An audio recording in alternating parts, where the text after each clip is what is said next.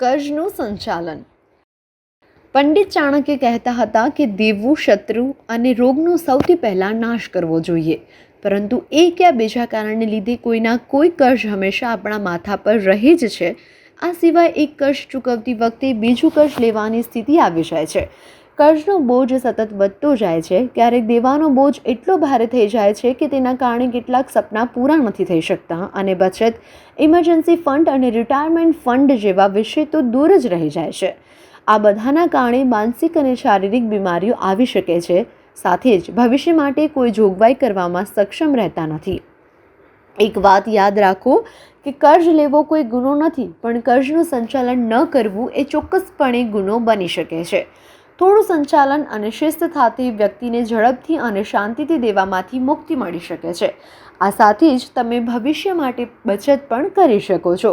તો ચાલો જોઈએ તેના માટે કયા કયા વિકલ્પો છે. કુલ કર્જ અને વ્યાજ દરની યાદી બનાવો. કર્જમાંથી મુક્તિ મેળવવા માટે આ પહેલું પગલું છે કે તમારા માથા પર કેટલું કર્જ છે અને દરેક કર્જનો વ્યાજ દર શું છે તે જાણી લો. તે પછી ધ્યાનમાં રાખો કે સૌથી વધુ વ્યાજદર સાથેના કર્જનું સૌથી પહેલાં ચૂકવણું કરવાનું છે. તેનું કારણ એ છે કે તમે જેટલું વધુ વ્યાજ ચૂકવતા રહેશો એટલી ઓછી બચત થશે. વહેલી તકે કર્જ ચૂકવવાનો અર્થ પણ બચત કરવી થાય છે. ક્રેડિટ કાર્ડ, પર્સનલ પર સૌથી વધુ વ્યાજ વસૂલવામાં આવે છે, જેથી આ કર્જ શક્ય તેટલી વહેલી રીતે ચૂકવવું પડે છે. આ રીતે લોનનો જે માસિક હપ્તો હોય છે તે થોડો વધારે કરીને તમે ભરી શકો છો. તેને પે ઇન ઇન્ક્રીમેન્ટ કહેવાય છે. પે ઇન ઇન્ક્રીમેન્ટ કર્જના માસિક હપ્તા કરતાં વધુ રકમ ચૂકવીને તેમાંથી નફો કમાવાની ધારણાને પે ઇન ઇન્ક્રીમેન્ટ કહેવાય છે. ધારો કે આગામી 3 વર્ષ માટે કર્જનો માસિક હપ્તો 5,000 છે, પરંતુ જો તમે તેના 2 ગણા હપ્તા ભરો છો તો તેના નફો બમણો નહીં પણ 3 ગણો વધી જાય છે. કર્જની ઝડપથી પતાવટ થાય છે અને તમારી કર્જની ચૂકવણીનો રેકોર્ડ પણ સારો બને છે. એવું બની શકે છે કે તે સમય દરમિયાન કદાચ તમે બચત કરી શકશો નહીં અથવા સરેરાશ બચત ઓછી થઈ શકે છે, પરંતુ આ પદ્ધતિ કર્જમાંથી ઝડપથી છુટકારો મેળવવા માટે કહેવામાં આવે છે. બિનજરૂરી વસ્તુઓ ઓછી કરો. ફક્ત તમારા પોતાના ઘર પર એક નજર કરો. એવી કેટલીક વસ્તુઓ છે કે તમે જે ખરીદી હોય પણ છેલ્લા 1 વર્ષમાં તેના ઉપયોગમાં બિલકુલ લીધી ન હોય. આવી ઘણી વસ્તુઓ જેમ કે ઇલેક્ટ્રોનિક પ્રોડક્ટ્સ, 2 વ્હીલર કે 4 વ્હીલર, જૂના મોબાઈલ, કમ્પ્યુટર, લેપટોપ વગેરે.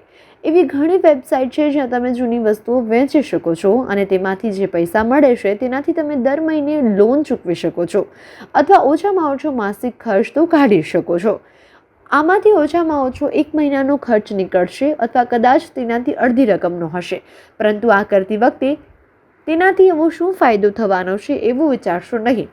યાદ રાખો કે કર્જમાંથી ઝડપથી બહાર નીકળવા માટે તમે જે પણ કરી શકો તે કરતી વખતે ખરાબ ન અનુભવો. પ્રખ્યાત અર્થશાસ્ત્રી વોરેન બફેટ કહે છે, જો તમે બિનજરૂરી વસ્તુઓ ખરીદો છો તો તમારે તમારી જરૂરિયાતની વસ્તુઓ વેચવી પડી શકે છે. જીવનશૈલીમાં ટૂંકા ગાળાના ફેરફાર. એવી વસ્તુઓની યાદી બનાવો કે જેના પર બિનજરૂરી ખર્ચ થતો હોય. તે એક પડકાર જેવું છે જેમાં આ ખર્ચ ઓછામાં ઓછું અડધું કરવાનો હોય છે.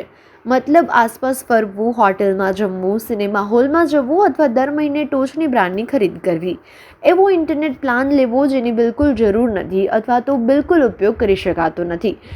જો તમે બિનજરૂરી એપનું સબસ્ક્રિપ્શન લીધું છે તો તમે તેને નિષ્ક્રિય કરવા જેવા ઘણા વિકલ્પોનો ઉપયોગ કરીને તમારા બિનજરૂરી ખર્ચને કાબૂમાં કરી શકો છો. આ માટે પરિવારના સભ્યોને પણ સાથે રાખો. તેમની સાથે ચર્ચા કરીને તેમને આવા ખર્ચ ઘટાડવાનું મહત્ત્વ સમજાવો અને જે સમય બહાર જઈને પરિવારની સાથે વિતાવવાના હતા તે ઘરે રહીને અથવા ઓછા ખર્ચાળ સ્થળે જઈને સાથે વિતાવવું જોઈએ. અહીં કૌટુંબિક સંબંધો ગુમાવવાની અથવા કર્જને કારણે પસંદગીની જીવનશૈલી જીવવામાં અસમર્થ થવાની અપેક્ષા નથી, પરંતુ કર્જમાંથી મુક્તિ મેળવીને આર્થિક સ્વતંત્રતા મેળવવાની અપેક્ષા છે. તે તેના માટે નિરર્થક પ્રયાસ નથી. આવકનો બીજો સ્ત્રોત તૈયાર કરો. જો ઘરમાં 2 લોકો કમાતા હોય તો તેની એકની માસિક આવકનો ઉપયોગ કર ચૂકવવા માટે કરો અને બીજાની માસિક આવક બચત અને રોકાણ માટે ઉપરાંત કરો. પરંતુ જો તમે ઘરમાં એકલા જ કમાનાર વ્યક્તિ છો તો પણ આવકના અન્ય સ્ત્રોતો તૈયાર કરી શકાય છે. તમારી કુશળતાને ઓળખીને તમે એ કૌશલ્ય ફ્રીલાન્સિંગ માટે ઉપયોગ કરી શકો છો. કે નહીં તે વિશે વિચારો. કોઈ નવું કૌશલ્ય જે તમારી બધી આવકનો સ્ત્રોત બની શકે તેના અંગે વિચારો અને તેને અમલમાં મૂકો. વિશ્વાસ કરો કે એવા ઘણા બધા વિકલ્પો છે જેનો ઉપયોગ તમારા ફાજલ સમયમાં થઈ શકે છે. કર્જ હોય કે ન હોય, આવકનો બીજો સ્ત્રોત આર્થિક બળ જરૂર પ્રદાન કરશે. ઇમરજન્સી ફંડનો ઉપયોગ કરવો. કર્જ ચૂકવતી વખતે બીજી તરફ ભવિષ્ય માટે બચત જરૂર કરવી જોઈએ. આદર્શ સિદ્ધાંત કહે છે કે તમારી માસિક આવકથી 6 ગણી વધુ આપની બચત અથવા ઇમરજન્સી ફંડ હોવું જોઈએ. જો તમારી બચત 6 ગણી થઈ ગઈ હોય તો બચતની અમુક ટકાવારીની ઘટાડીને કર્જના હપ્તાની રકમમાં વધારો કરી દેવો.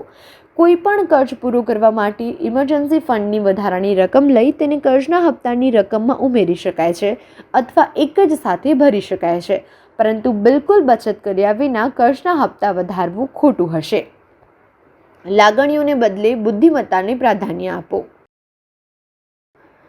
યાદ કરો, છેલ્લા 6 મહિનામાં તમે લાગણીઓમાં વહીને કેટલો ખર્ચ કર્યો છે. માત્ર પસંદ છે તે કારણે વસ્તુઓ ખરીદી, પરંતુ હજી સુધી તેનો ઉપયોગ જ નથી કર્યો. માત્ર જીવનશૈલી માટે અથવા મિત્રોએ જીમમાં પ્રવેશ લીધો એટલા માટે મોંઘા જીમમાં તમે પણ પ્રવેશ લીધો, જ્યાં તમે એક અઠવાડિયું પણ ગયા ન હતા. કોઈ એક મોંઘી વસ્તુ જેનો ઉપયોગ ફક્ત એક જ વાર થાય છે અને તે પછી તમે તેનો ઉપયોગ કરશો કે નહીં તે પણ ખબર નથી. તમે ઉધાર લીધેલા પૈસાથી કરેલી યાત્રાઓ, આને આપણે ભાવનાત્મક ખર્ચ કહીએ છીએ. એટલા માટે લાગણીઓ વહી ન જાય અને તમારી બુદ્ધિને પ્રાધાન્ય આપો અને પૈસા ખર્ચો.